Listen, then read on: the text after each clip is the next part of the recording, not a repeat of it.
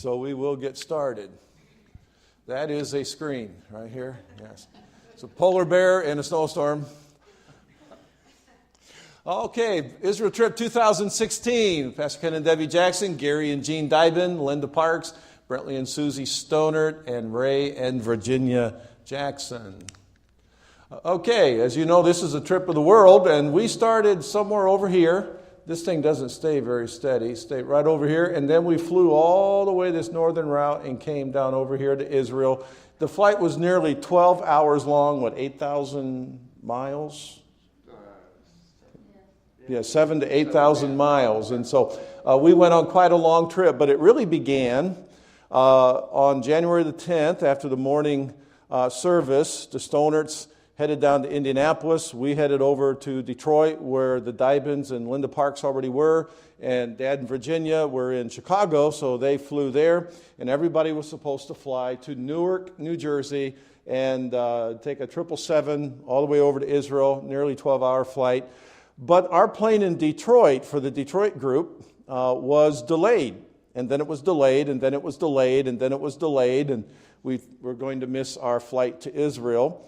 And in the air, they told us, good news, the pilot says they're going to wait for you. And everybody cheered. And so we got off the plane, and Gary had a knee problem, and he needed a wheelchair or a golf cart.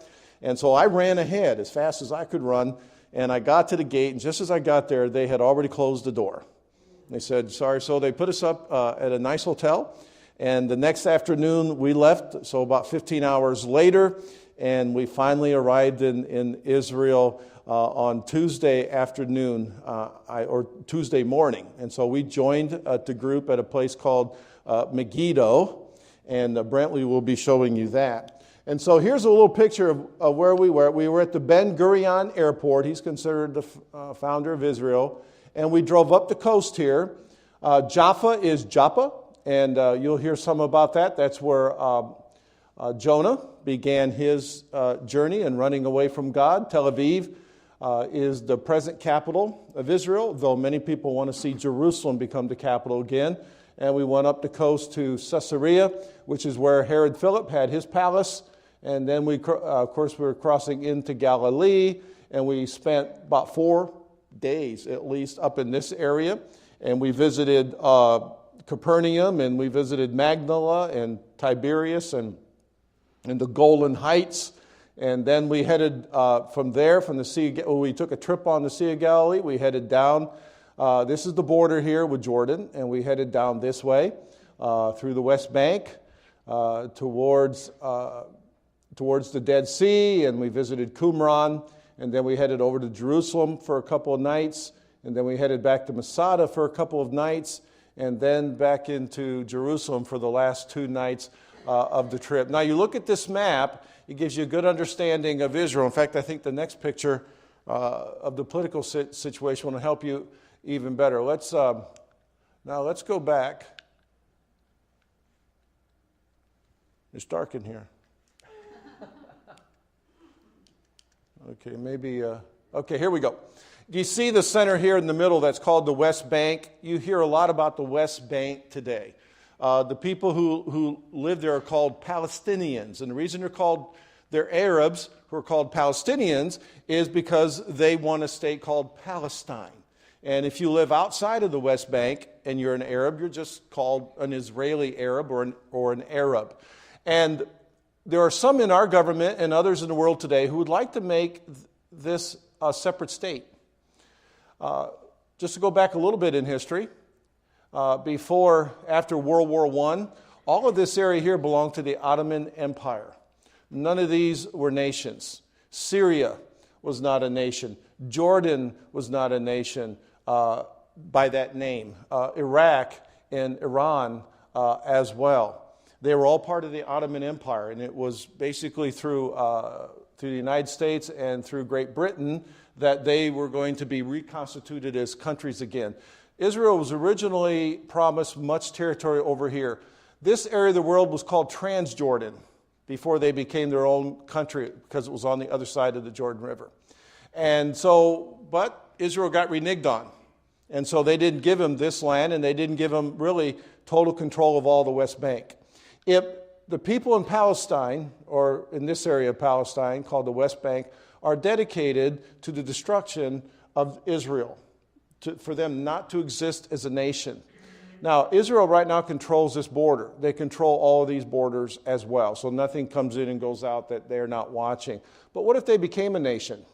Now they would have a border they're shared with Jordan. You would have an army, basically almost the size of Israel, stationed right in the middle of Israel. And things could come through Syria down to Jordan and come into this new country of Palestine. And this would be a tremendous threat. If that would happen, Jerusalem possibly would cease to exist. So let's move on to the next slide here. This gives you a little bigger picture of the whole area. The Mediterranean Sea, Turkey, Syria, Iran, all these are in the news today. Saudi Arabia, Egypt, this is Jordan, this is Lebanon right here, and this yellow part here is Israel, and there is the West Bank.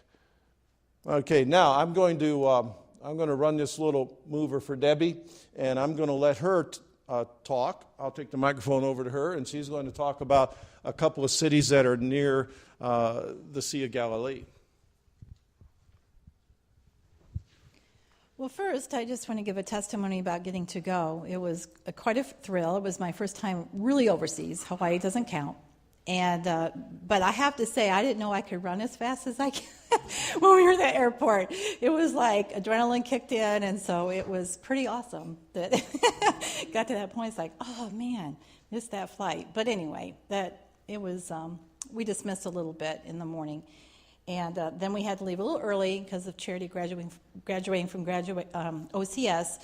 But Brentley counted up that the sites, if you took all the sites that we did get out of the bus to go see, it was almost 55. So it was intense. I felt like I was back in college days in a Bible class, and it was like on steroids. So there was a lot going on all the time. Our guide was awesome, Eris, and he had been a guide at least for 10 years. And people asked me, and one of the first questions they would say, did you feel safe? And it's like, hey, pray a lot. That was my time. But I think because of Eris being so seasoned and he lives there, I just felt like he was always aware of what was going on around us. And there were a couple situations that were tense, but he knew what to do, and we just figured he was going to take care of us, and there's tons of tour buses there. So that's kind of how Israel lives right now, is with all the tourism. So we just figured, there's a lot going on there, and so if there was any problem, they would stop the tourism. So, all right. So one of the sites was Magdala, and that is where Mary Magdalene's from. And so this city they just discovered in 2009. For the first time. So it's pretty cool that we saw kind of a recent discovery of this city, and it's at least 2,000 years old. So, next city. So he's just showing some sites, but the mosaic tiles that was discovered at this time, showing a lot of ruins that they found here. Okay. So if you think of anything else, we got a question already. When you say they discovered it, was all of that covered? And Yeah. it was Yes. Why it was all covered. Yeah. So I'm sure. Well, it was in around AD 70, it was leveled by the Romans. Some cities were, some weren't. That's why they didn't know Magdala existed until a few years ago. And some contractors were trying to build something, right? They hit rock. Right. Yes. And then when you do that, Oh, right. There you was. have to call the authorities. And there was a reason they hit rock, because it was this. Right. There was a lot of construction going on, and that's why and I'm sure, they just keep finding things like this. So it was pretty cool to see something so new that was discovered. And this was a scroll under glass.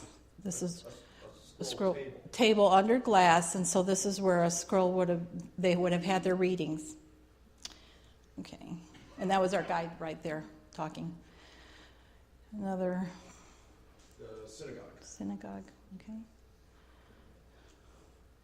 Okay, so now we're going to Capernaum, and this was one of my favorite towns that we saw. This was called his own city. This is called the village of comfort, and it was 2.5 miles from the mouth of the Jordan, Capernaum, located north of the shore of the Sea of Galilee. So it was right on the shore. And what was really important about this town is it served a central location for Jesus' earthly ministry after he left Nazareth. So it was a very busy town. It was kind of a real hubbub at that time for Jesus to have his central location for his ministry. There was a good location. And so some of the important individuals that lived in Capernaum were Peter and Andrew, the centurion, and his sick servant were from there, then Peter's mother-in-law, and then there was a church that was built above that, but below that is the mother-in-law's house. And I think we have a closer picture of that right under there. And then this is a view of the housing complex in Capernaum. And as you can see, when they lived, a lot of them, as families lived close quarters and had all these rooms, and then this is how they lived. And of course, the famous story of the friends dropping their friend through the roof and to be healed by Jesus was in Capernaum. And then referring to that, the guide, mentioned, one thing I really liked about what Eris did also is he brought the Bible so real so many times. He was reading scripture passages that related to our site. So it was like he was connecting the dots. And so it just made the Bible so real because when you don't see it, I'm a visual person. So seeing these sites was like, oh yeah, this is why Jesus said this about this site. So when he referred to in my Father's house there are many mansions, many rooms, he was talking about this because this is the way they lived. They lived in all these rooms in a mansion. And then they had a wall that went around the city. And the city was destroyed, it was destroyed back in the 8th century by an earthquake. And then this is a denarius. And so this was Caesar, Augustus on the right. Tiberius. Okay. You should be doing this because I didn't study this on my notes. So our guide had one of those. It's worth a lot of money, and that was really cool to see. That's where when Jesus said, "Show me the money," that's what they showed him. Yes, Was this right here? Yeah. So that's a picture of that, and is there any more?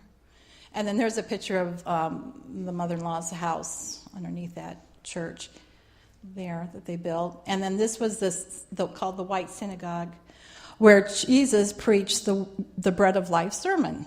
So he was actually, this was, the synagogue in that day that was built, and this is where Jesus would preach from. And then this one you have to remind me about. Sermon on the Mount, Mount of Beatitudes. Okay, that's you. That's me. Yeah, that's right. You're passing that one off on me. Here you go. The Sermon on the Mount was not very far from Galilee, not very far from Capernaum, actually. And this is a view. It's kind of a sloping type of mountain where Jesus could have stood down where those green trees are, and people would have been. Thank you. Where people would have been standing up here or sitting up here. This is just a garden that's on top of what's called the Mount of Beatitudes, and this is. Someone help me. I think this is like a convent, a Catholic convent that was built up there. And here's the church. Anytime anything was discovered significant where Jesus was, the Orthodox Church or the Catholic Church immediately ran and built a church over it. And I think it kind of ruined a lot of things, but to them it was important. This church was an octagon, which one for each of the Beatitudes. When Jesus said, "Blessed are the meek, and blessed they shall inherit the earth." This church was built by somebody very famous. He said, "Build it," and that was Benito Mussolini. So it was built in the 1930s, and he was a good Italian Catholic. This is the front to that church, and remember this lady right there. She's was there guarding that place and making sure that everybody behaved themselves. If you walked in there and you were a lady and didn't have your shoulders covered, they wouldn't let you come in, or if your dress was too short or something like that, or if a man had shorts on, you could not go in. Now, I'm going to go back here and I'm going to explain this a little bit later, but I'm going to let Brentley and Susie right now give a presentation to you. So you can minimize this, Kenneth, and we'll get back to it. Here's the thing. Yeah. Okay. This is a good experience for me again because this is the second time I've given a presentation. And so I'm just going to do this, and maybe I can have Susie push the button on that thing. It'll help me out a little bit because I'm not going to be very coordinated. I haven't got a clue either. See, we're all in this center. Our first stop was Tel Aviv. That's where our Joppa rather, we flew into Tel Aviv and we ended up at Joppa. This is the home where Peter went for Simon the Tanner lived here. And it should give you an idea how narrow these streets are. And unfortunately, unlike Pastor, who was there a couple years ago, he had a beautiful day. We landed there in the evening, and it was raining. So we didn't get very many pictures here, and we didn't stick around that long because we had to get to the motel and dinner. So go ahead and flip the next screen. Just some of the architecture around there. Now, I think the next screen then is actually where Simon the Tanner lived. And that's where Simon the Tanner lived. They had to put a mark over the door because people would walk up there, knock on their door, and the people that live there are very gracious, and they open it up when they're not too busy, I guess, and let some of the tourists in. They know that for a fact that belonged to a tanner because when they did the archaeological discoveries, they actually found animal pelts and things like that on that site. Okay, from Joppa, and this is going down to the Sea of Mediterranean Sea. If you remember the story, like Pastor was saying, Jonah went down to Joppa, then he went down to the ship, and then down into the ship, and you get that idea. This would have been a great picture in the daytime because right at the end of those stairs then is the Sea of the Mediterranean Sea. Okay, from Joppa, we end up at Caesarea by the Sea. And this is the outside of the Colosseum there. Very interesting town. And I'm going to grab my notes so I don't try to do this by memory because that would be bad. It was built by Herod the Great in 25 BC. And next frame. This is the inside of that Colosseum there where we had captains. Now, Pastor was a captain.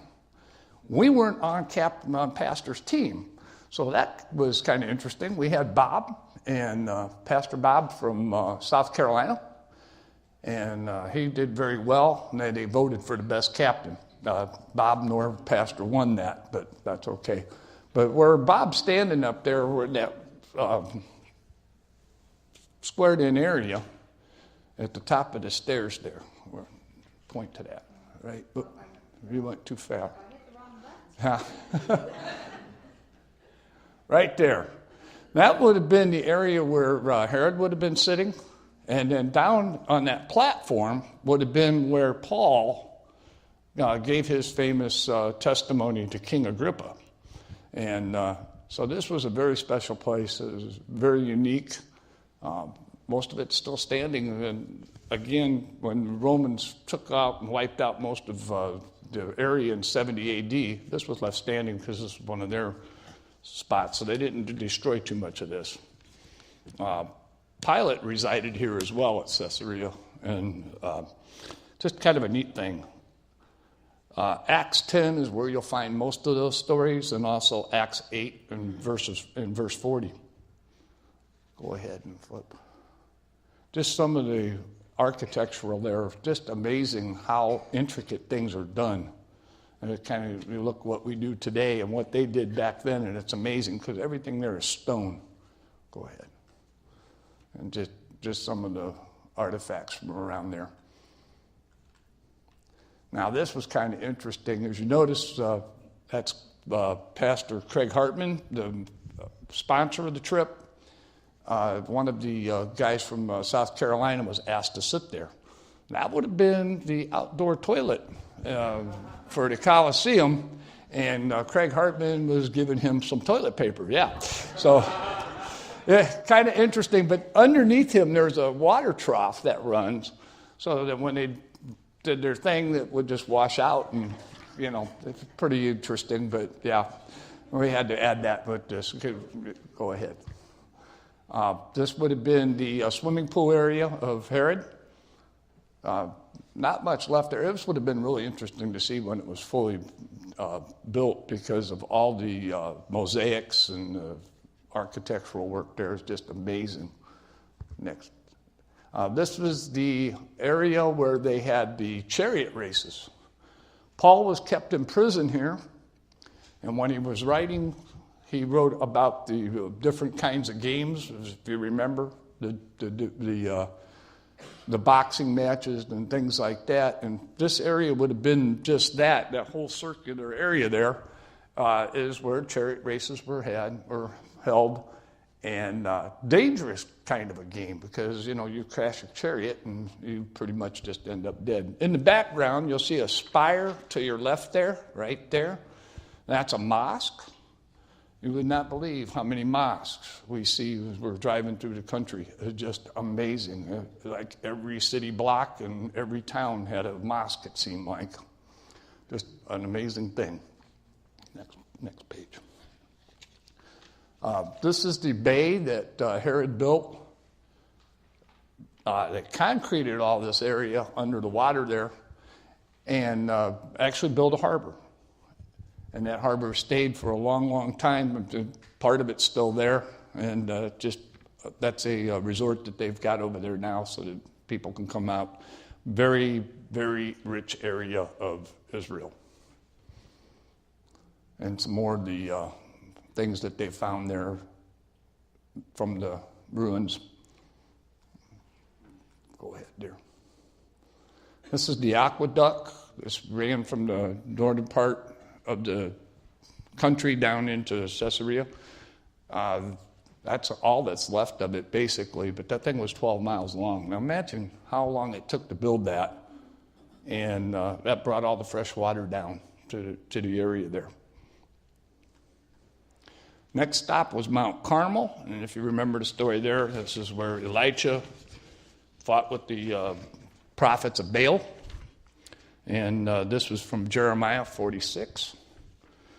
And kind of a neat thing, also 1 Kings 18 and through 18:19. And they've got nobody really probably knows what Elijah looked like, but that's what they think he looked like. And so they just put his picture there. Go ahead. This is a spot overlooking. That happens to be an Israeli air base. A lot of fighter jets stationed there. It's also part of the Jezreel Valley. If you notice, there's no planes on that runway anywhere. That's pretty neat. When the planes come in, they go underground. They don't leave them parked on the tarmacs.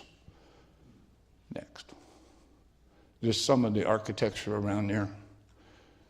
Now, as we're driving, we're heading towards Tel Megiddo, where we finally picked up Pastor. Something about, just couldn't quite make that plane. I kept notifying him that we were sitting on the runway getting ready to go, run, but they didn't quite make it. So we caught up with him at Tel Megiddo. But as we were driving there, we came across this rolling stone tomb. There's only been 8 of these found in Israel. This would have been exactly like or similar to the one that Christ would have been buried in. 3 chambers, and then that stone goes in front of the main burial chamber. Go ahead. And this is Tel Megiddo. And this is some of the stonework there. I've been asked to design one of these things because this would have been the manger a manger similar to what Jesus would have been born in, laid in. No wood over there. Very little wood in Israel. And so everything's carved out of stone. So more than likely, Jesus was laid in a stone manger. This is part of Tel Megiddo. If you remember the accounts in the Old Testament, this is where Solomon kept his chariots and the horsemen. Very important point, because this is at the valley of Jezreel. And when you're looking at this, it's a very strategic point. It's where the kings came in the spring to fight. And so this is a very central location, but very important as far as for military purposes. Next part of the ruins there at Tel Megiddo, there's stables, and there's a well that we went down into. Go ahead. This is the Jezreel Valley. This is also known as Armageddon. Now, Erez, which means the trees of Lebanon, cedars of Lebanon, told us that we needed to pronounce things correctly while we were there. So when we said Armageddon, he kind of just looked at us and he said, please, it's Armageddon. So, okay, Armageddon. And this is where that battle will take place, the Jezreel Valley. As you can see, it's a very lush valley, has been all the time. And one day, that's where our Lord will come back, and the final all nations will rise up. And this is where he will defeat all nations once and for all. Next. Our next stop was Sepphoris. Very interesting town. They found some mosaics here that are just absolutely gorgeous. And we had a good time there. And Pastor got me. I thought we were going to do this in order, but it's okay. I had to find my Sepphoris notes. Just give me 1 second.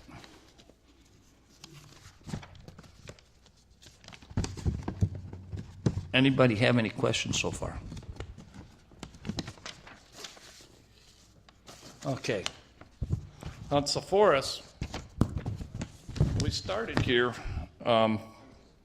with some Hebrew, believe it or not.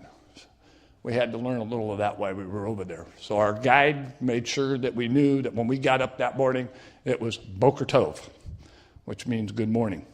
So we got up and headed over to Sepphoris, and as we were going along, we had one of the members of the Calvary Baptist Church down in South Carolina had died, and the song that morning, and for his memory, was "This Is My Father's World," and we just listened to that as we were driving along. It's just an interesting thing. This is part of the ruins there. There's a mosaic inside. This is considered the Mona Lisa of Israel. It's one of the most complete mosaics that they have found. And just amazing how much work that entails. And you can see the menorah there on the top part of the screen. Is this the floor? Yeah, this is the floor, yeah. It looks like a ceiling, but because of the way that we had to photograph things there, it's actually the floor. And just an amazing, huh? Yeah, we had that elevated walkway that you walk around it. And take the next screen. There, now you can see now the L-shaped things there. If you can point to those there on the floor, right there. Those would be where the tables were put for the Last Supper. Now, this isn't the place of the Last Supper, but when you look at the Lord's Supper, the Last Supper, you always see him pictured sitting upright. That probably wouldn't have been the way it was. The far right side would have been where Jesus and his most beloved disciple, John, would have been sitting. Across the way is the table where the people of the least amount of notoriety were sitting, and over on that side is where Peter would have been. That's why, and so the whole story there with Jesus having his feet washed and whatnot, and just an amazing thing to see this, and the mosaic then right in the center of the whole room. Go ahead. This is somebody outside of that place. Again, most of these areas or cities that were very, very vibrant. A lot of people there living there. And then in 70 A.D., when the Romans really crushed the Jews, they came in and destroyed a lot of these places. Go Our next stop is Beit Shean, and this is the bathhouse. This was a very interesting thing. Go ahead. Those pillars would have held the floor up. Then underneath, they would have put hot coals and water to create steam, and you have your Roman steam bath. And there were three different ones. There was a hot bath, there was a mild bath, and then there was a cold bath.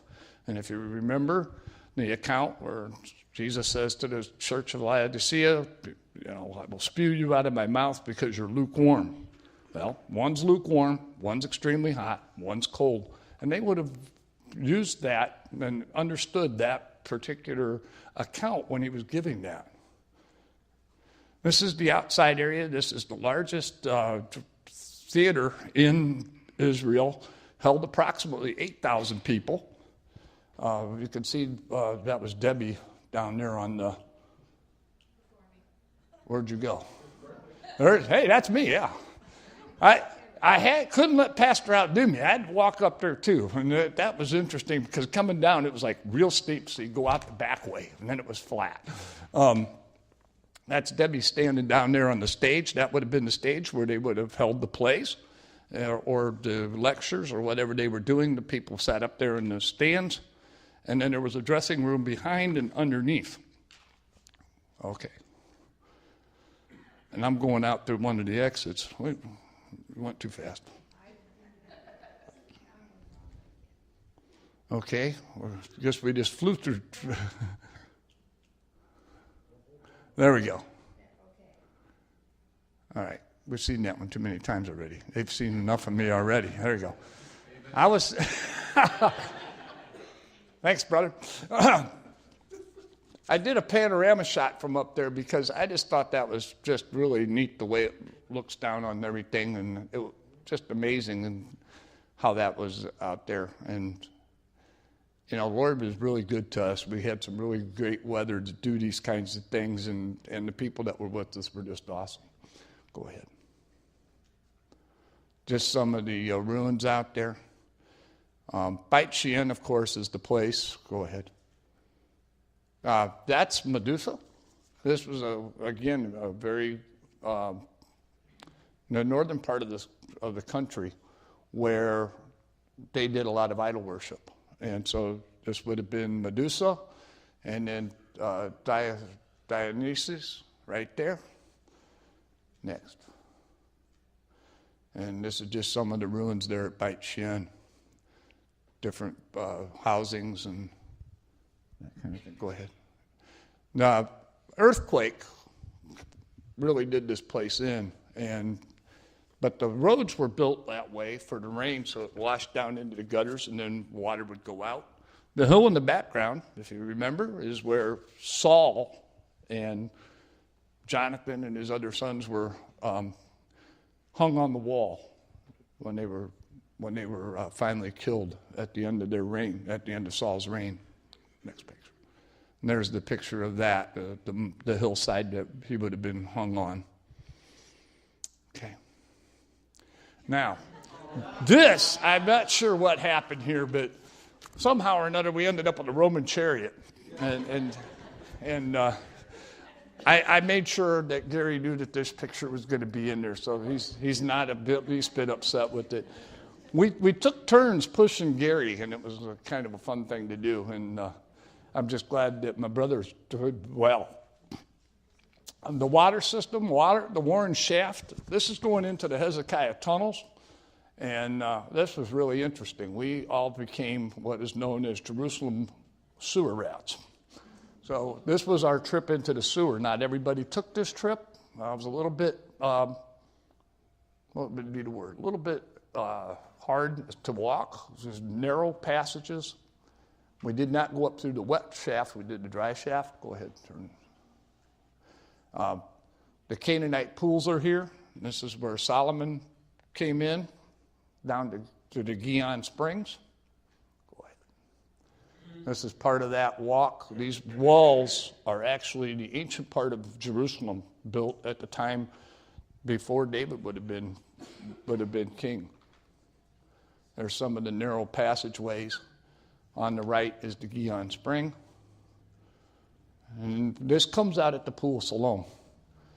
Now, like they were saying earlier, when you dig, you're building something, you hit something. Well, they were building a sewer. And when they hit this, they had the archaeological guys there, the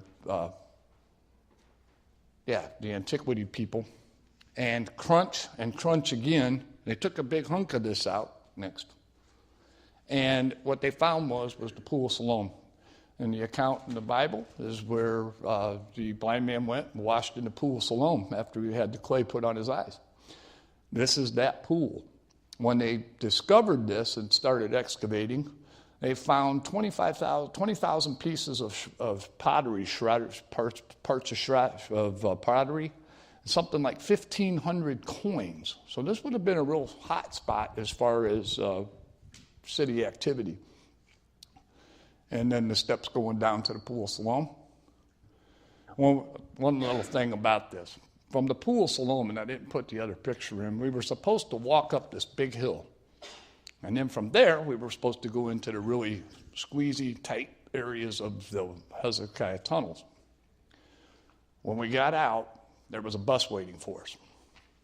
And we were not allowed to walk any further. We come out in a very, very dangerous Arab neighborhoods, one of the most dangerous neighborhoods in all of Jerusalem and in all of Israel. And we were given a bus ride, not very far, to keep us out of harm's way. So that was just interesting. Pastor and I were like, we wanted to walk further, but we couldn't do that. Did you want me to continue here at City of David? You can end here, and I'll finish up with Okay. Then you have the rest next time. Sure. Okay, Kenneth, you're doing a great job tonight. And I want to thank Max Bell because this new system here makes everything so much better. Amen. Okay. Go because I have to go to work. Okay. So we'll see you later. See you later. Okay. Okay, one day we were supposed to go to Masada, but there was a freak windstorm, and they wouldn't let us go up to Masada. I was extremely disappointed. Had we gone up earlier in the day, we would have been able to go. These are cables that are taking you up to Masada. Here's a cable car right there, up to the top of Masada. Masada was a stronghold that was built by Herod the Great, who was a great builder, not only a great leader. He was a horrible man, but he did build many things. He built Masada. You remember the story. Maybe you saw the TV movie where in about AD 70, when the rebellion was going against Rome, many of the patriots, about 700 some, went to the top of Masada, and there that was a stronghold. And it took the Romans 3 years to root them out.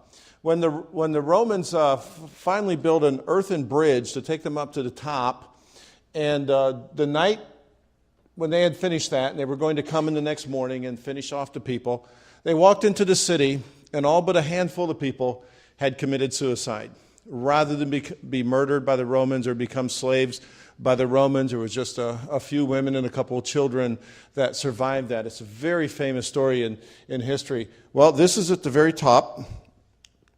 And it was a fortified place. And this actually was taken 2 years ago. So the only pictures we had of the trip, this was an area up here where it was very lush, according to the historian Josephus. It was very fat ground, which meant that you could grow crops there. And so they grew their own crops. So for several years, they not only had the storehouses, but they grew their own crops. These were the storehouses. And here the walls are pretty much everything's there but the ceilings. And they stored everything that they need. Herod had set this up as a place for him to go. And if he ever needed to have a fortress, Herod himself never used it and never stayed there. These are some more of the same.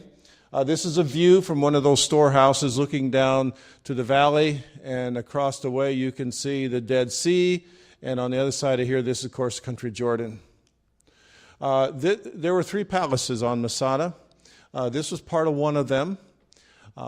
And you can tell usually if it was a palace by the columns. Typical homes didn't have this. Again, the same view. This is an Israeli flag. They occupy Masada to this day. There's a small force that stays up there. What a beautiful sight of looking over the valley from there. Now, this was a reservoir dug out by hand.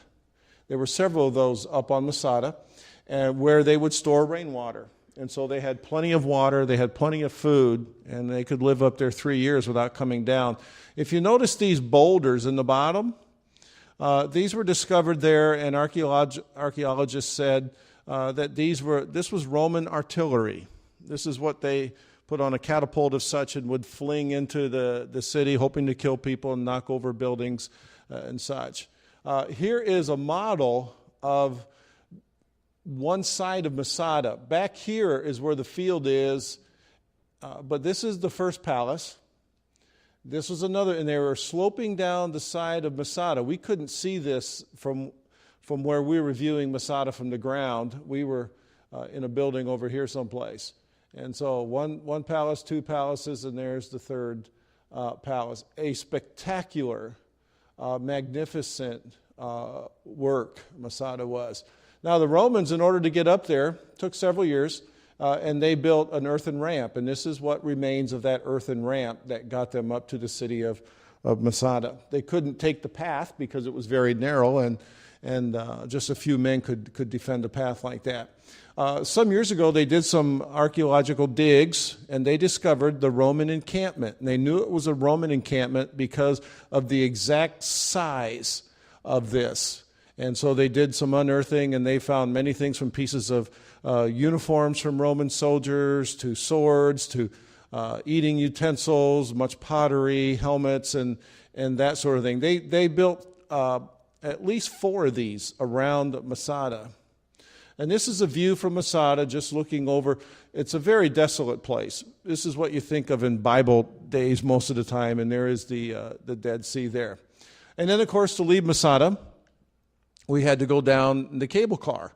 I was looking forward this time to walking up Masada, but because of the dangerous winds, they would not allow us to do that. I didn't want to be blown off Masada, and so I decided to be cautious about the whole thing. But it would have been fun to push Gary down in his wheelchair all the way down. That would have been something. Yeah, we went to McDonald's after this. Debbie and I did. And I'm going to stop there. This is the Jerusalem area. This is a place that we stayed.